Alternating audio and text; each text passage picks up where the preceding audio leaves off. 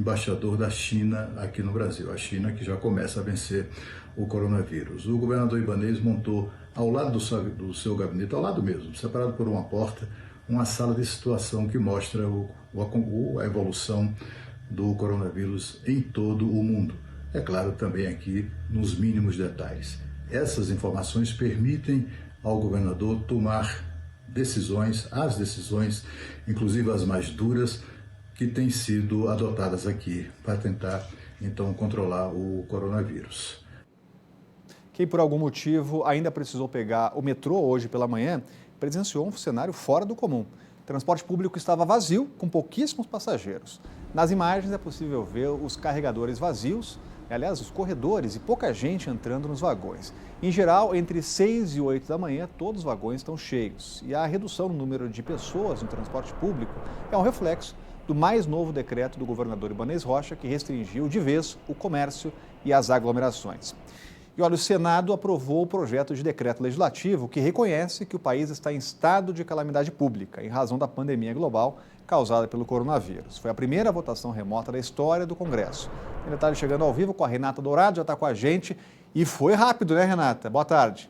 Pois é, Rodrigo. Boa tarde para você. Uma ótima sexta-feira para todos que estão nos acompanhando, com muita paz para todos nós. Foi uma votação rápida, ainda está acontecendo por conta de um trâmite, né? Todos eles vão ali falar, apresentar sua votação, mas já tem maioria. Vou até pedir para o Neto soltar aí umas imagens que nós temos aí, essas imagens dessa votação do Senado, para a gente poder ver. Então, o senador Anastasia está ali, ele como primeiro vice-presidente do Senado, coordenando, porque a gente lembra que o presidente do Senado está com coronavírus. Então, aí, ó, a tela de todos os senadores estão em casa, cumprindo ali, né, o que todos nós devemos cumprir na medida em que podemos ficar em casa. Então, eles estão em casa e apresentando ali os seus votos. Não acabou ainda, mas já tem maioria, então isso quer dizer que sim, estamos aí nesse estado de calamidade pública, que foi um pedido para o governo. E por que isso é importante? Porque isso dá ao governo, entre outras coisas, liberdade para poder usar os recursos. A gente sabe que em momentos ditos normais, né, o governo tem ali tem que seguir certos padrões. Por exemplo, tem um limite para gastar na saúde, um limite para gastar na educação, em todas as áreas. E com esse decreto, não. O governo vai ter essa liberdade maior. A gente sabe que está tendo que investir muito mais na saúde, por motivos óbvios. Também está tendo que investir muito mais na economia, para tentar barrar, amenizar esses efeitos tão danosos dessa pandemia em todo o país e em todas as áreas. Como, por exemplo, o governo, como a gente já disse aqui, o governo já anunciou várias medidas, nós já explicamos elas, e uma dessas medidas é exatamente poder ajudar aqueles trabalhadores que estão na informalidade, que não têm carteira assinada. Então, o governo já anunciou que vai dar aí uma espécie de uma bolsa de R$200 por mês, no período, a princípio, de 3 meses, para que esses trabalhadores consigam ali ter um fôlego, né? Já que, obviamente, não tem de onde tirar esses recursos. Cerca de 20 milhões de trabalhadores informais devem receber esse benefício e vários outros benefícios. Então, é realmente muito importante para o país e para todos nós essa autorização, portanto, aí do Congresso Nacional. Lembrando que os deputados já tinham votado na semana passada em uma sessão presencial, né, porque não estávamos aí nessa situação que a gente está hoje. E hoje o presidente Bolsonaro, depois de alguns dias sem parar aí no Palácio da Alvorada para conversar com os jornalistas, hoje ele parou, conversou um bom tempo com os jornalistas, disse ele que está se sentindo bem. A gente lembra que o presidente Bolsonaro já fez 2 testes, e os 2 testes para verificar a presença do coronavírus no organismo, os 2 testes deram negativo, só que ele disse que é possível que ele faça um terceiro teste, porque várias pessoas que estão ali ao redor do presidente já apresentaram não só os sintomas, mas a confirmação da doença. O presidente também falou sobre essa crise diplomática em consequência de uma fala, de uma escrita, na verdade, do filho do presidente, deputado Eduardo Bolsonaro, ao responsabilizar a China por essa pandemia que nós estamos vivendo. A reação da China foi imediata. O embaixador da China disse que queria uma retratação, do próprio deputado, do governo também. Então, o presidente Bolsonaro hoje falou sobre esse assunto e é o que nós vamos ouvir agora. Não há nenhum problema com a China. Zero problema com a China. Se tiver que ligar para o presidente chinês, eu ligo sem problema nenhum. O que eu tenho ouvido falar há 2 meses por vocês é exatamente que o vírus não teria nascido na China. Esse é o motivo da crise. Eu cometi algum crime? Me responda aí. Eu fiz alguma acusação? Me responda se eu fiz alguma acusação a alguém. Esse assunto é página virada. Não existe problema com a China. Zero problema com a China. Conversei com a Tereza Cristina hoje, não temos problema com a China. Circulou ontem a notícia de que uma droga usada no tratamento de malária seria um remédio contra o coronavírus. Mas não é bem assim. Ainda não foram feitos testes clínicos. O presidente Donald Trump, presidente dos Estados Unidos, pediu para a FDA, a agência reguladora americana, que acelere a aprovação do potencial remédio. O uso contra a doença, no entanto, ainda está restrito a apenas alguns relatos de médicos da França, China e Coreia do Sul, de que a droga aparentemente ajuda no tratamento. Em testes in vitro feitos por pesquisadores chineses, a chamada hidroxicloroquina inibiu os efeitos do vírus. Aqui no Brasil, a Anvisa não recomenda ainda o uso do medicamento no combate a infecções e pede que as pessoas não usem remédios sem receita médica. E aqui no país também a substância é usada para artrite, lúpus e malária. E o desabastecimento pode prejudicar as pessoas que vivem em tratamento contínuo. Olha, a crise tem dado espaço à solidariedade. Na Asa Norte, um bilhete deixado por uma moradora oferecendo ajuda aos idosos do prédio ganhou as redes sociais. Ela se ofereceu para fazer coisas simples, como ir ao mercado ou à farmácia. Um recado escrito à mão no elevador chama a atenção. Se você tem 60 anos ou mais, posso ir ao mercado para você sem problemas ou custo. Só me avisar antes para eu me programar. Quem escreveu foi a Fernanda. A servidora pública resolveu colar o aviso na esperança de ajudar os idosos do prédio onde mora. Eu vou ter que ir ao mercado de qualquer forma, para comprar para mim. Então, por que não ajudar e diminuir o contato dessas pessoas que têm o maior risco com vários agentes? Deixa que eu, que não estou num grupo, já vou ter o contato para mim. Não vai ter nenhum problema de eu fazer compras para eles também, né? Os idosos estão entre os que mais correm risco de contágio. A convivência com filhos e netos acaba ficando restrita, até porque eles podem transmitir o vírus aos mais velhos. Isso sem falar que muitas crianças podem nem apresentar os sintomas. Pensando nisso, Fernanda, que não conhece todos os vizinhos, resolveu deixar o recado e assim oferecer ajuda no momento em que a solidariedade pode fazer a diferença. Assim como eu fui influenciada, muitas pessoas também podem ser e estão sendo, já estão me mandando mensagens dizendo, já estou fazendo isso no meu prédio, já recebi essa mensagem hoje, então realmente eu acho que estamos no caminho certo. É seguir golpe do corona. Bandidos tentam entrar em prédio no sudoeste alegando inspeção da pandemia. O Band Cidade está voltando daqui a pouco. O Conselho Nacional de Trânsito publicou hoje a interrupção de prazos de processos dos Detrans de todo o país. Fica interrompido por tempo indeterminado, por exemplo, o prazo para a motorista renovar a CNH. Quem está com a carteira vencida desde o dia 19 de fevereiro vai poder continuar rodando sem ser multado. O Detran daqui divulgou também novos procedimentos de abordagem. O bafômetro só deve ser usado em casos de flagrante ou forte suspeita que o motorista tenha ingerido álcool. E os agentes devem usar máscaras e luvas e manter a distância mínima de 1 metro. Olha, enquanto a maioria das pessoas está em casa obedecendo a ordem de isolamento, infelizmente há bandidos que se aproveitam dessa situação.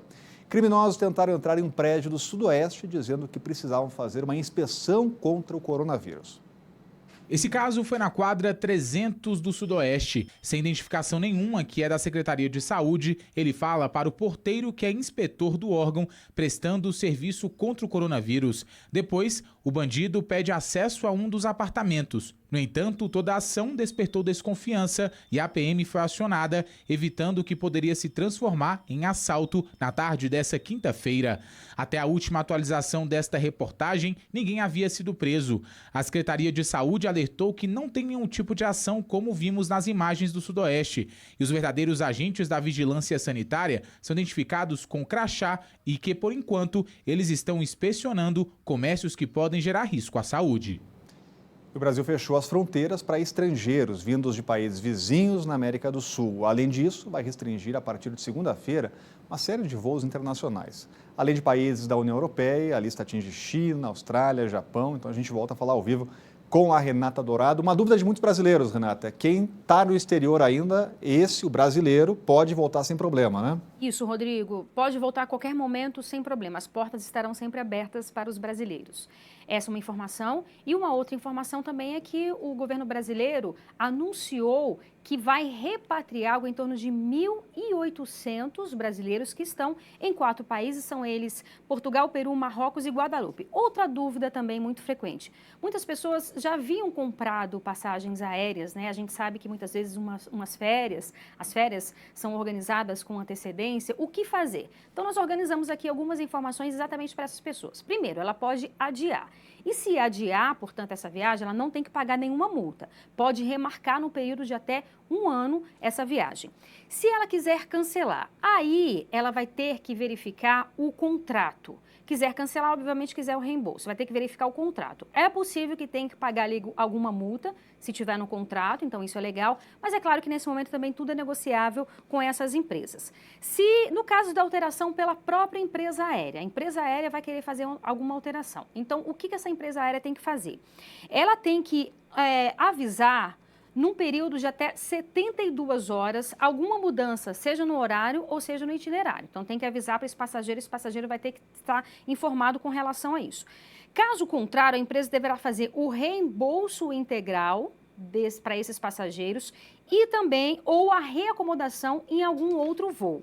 Ainda que o passageiro seja informado dentro desse prazo de 72 horas, as alternativas de reembolso ou de reacomodação, a empresa tem que oferecer para esse passageiro os seguintes itens: voos internacionais. Então, se for uma alteração ali de 1 hora, tem que ter, portanto, toda uma renegociação com esse passageiro e, sobretudo, ter um pagamento ali de hospedagem, se for acima de 1 hora, e também vai ter que pagar ali uma taxa para esse passageiro lanchar, um valor, um voucher, para ele lanchar, para ele ficar ali no aeroporto. Agora, como a gente está dizendo, Rodrigo, tudo de fato é renegociável. A gente está vivendo um momento que a gente nunca vivenciou antes. Então, tudo é negociável. Aí, na falha de informação, vamos dizer que o passageiro não foi informado, chegou no aeroporto e teve essa informação, portanto, de que houve alguma mudança no horário, houve alguma mudança no itinerário, aí ele terá direito a esse reembolso ou em caso de ir em algum outro voo. Então, são vários aspectos aí. Quem tiver algumas dúvidas, nós separamos aqui. Tem o site da ANAC, que é anac.gov.br/passageiro digital. Lá o passageiro pode ver todas essas informações e mais informações, alguma dúvida que ele quiser. E também, se o passageiro quiser fazer alguma denúncia, tem também um canal para ele fazer denúncia, reclamação, que é o consumidor.gov.br. E detalhe, as empresas têm um prazo de até 10 dias para dar resposta a esses passageiros. Vamos ver agora o comentário do Cláudio Humberto sobre esse assunto.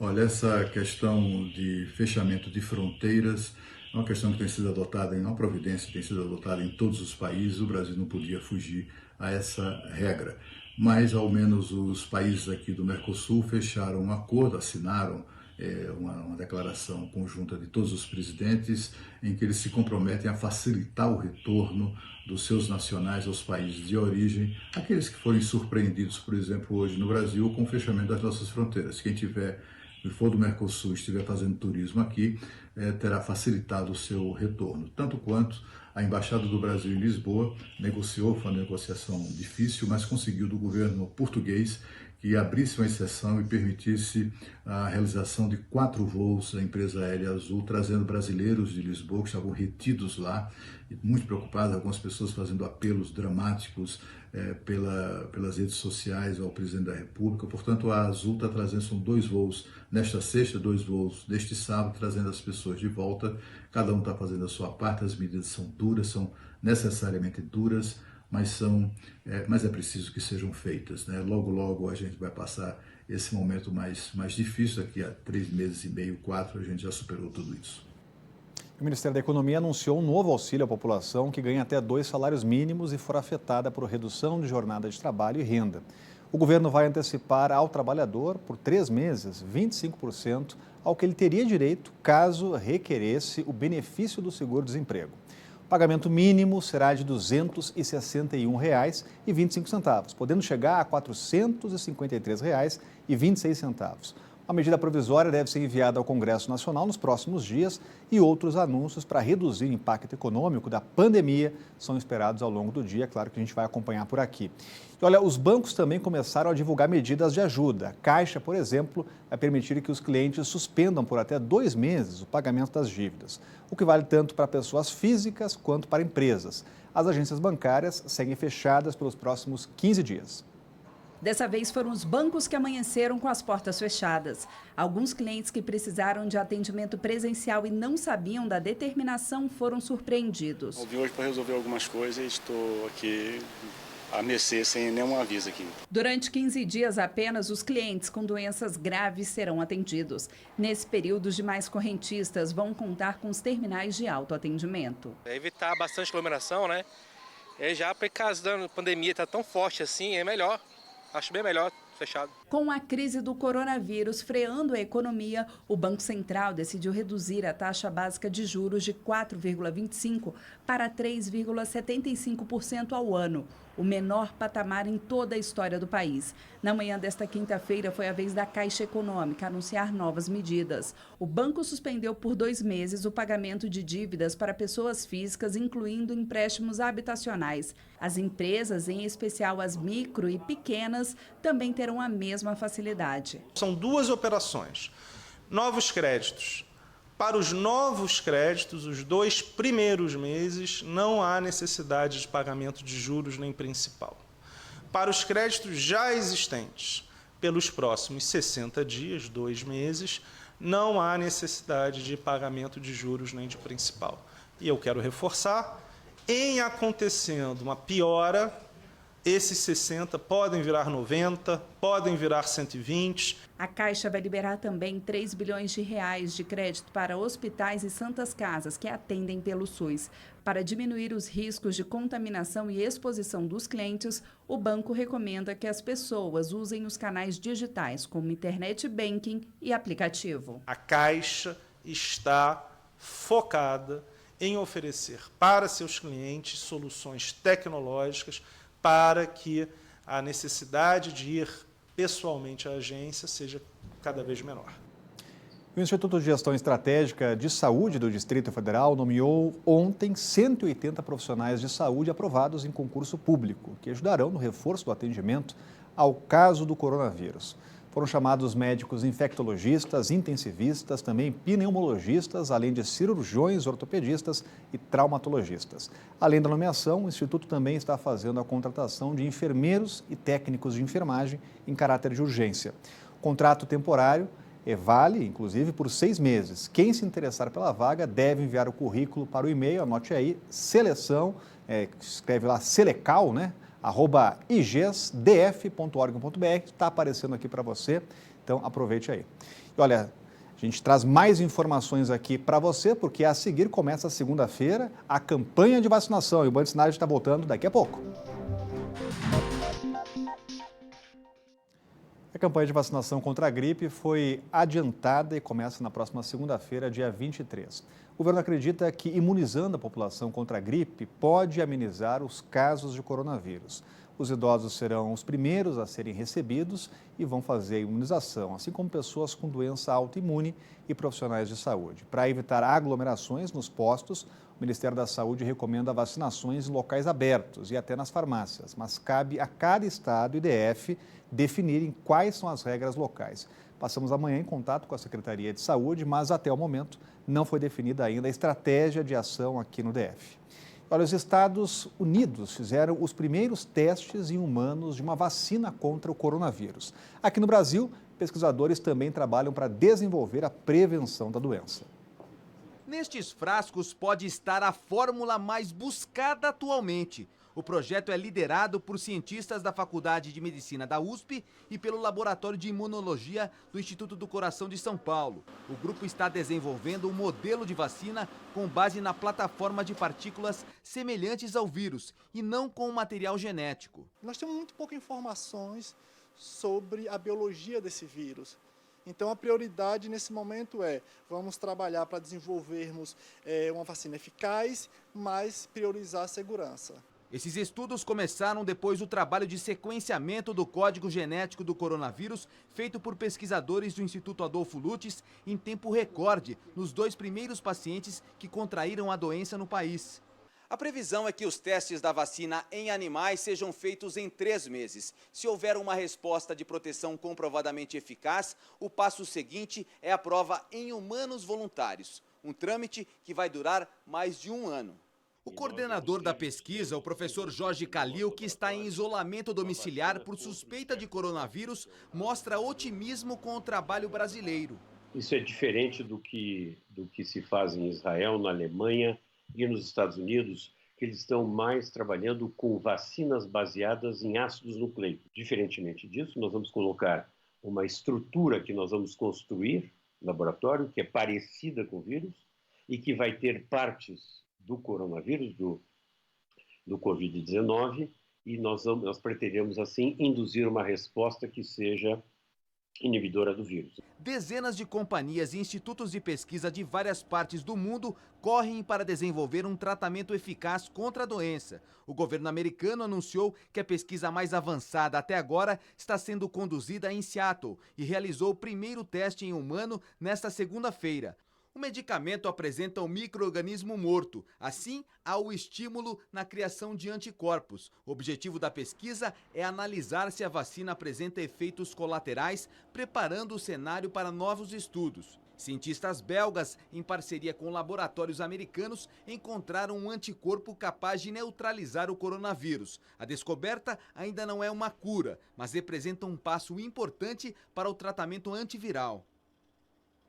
E mais medidas foram tomadas para proteger a população aqui da capital do novo coronavírus. A Câmara Legislativa criou um canal de comunicação e denúncias pelo WhatsApp em que podem ser relatados casos de falta de insumos nos hospitais ou de assédio no ambiente de trabalho. Os taxistas e motoristas de aplicativos só podem fazer viagens de janelas abertas e o comércio está sendo fiscalizado. A Ilana rodou toda a rua das farmácias para tentar comprar álcool em gel e máscaras, mas não conseguiu encontrar nenhum dos produtos. Não tem mais em lugar nenhum, né? Eu vim logo na rua das farmácias, por ser um ponto, né, mais fácil de encontrar, mas em nenhuma farmácia tem mais álcool em gel, álcool 70, nem máscara. Na tentativa de controlar o consumo e também os preços abusivos nesses produtos, foi firmada uma parceria entre o Procon e a Receita Federal.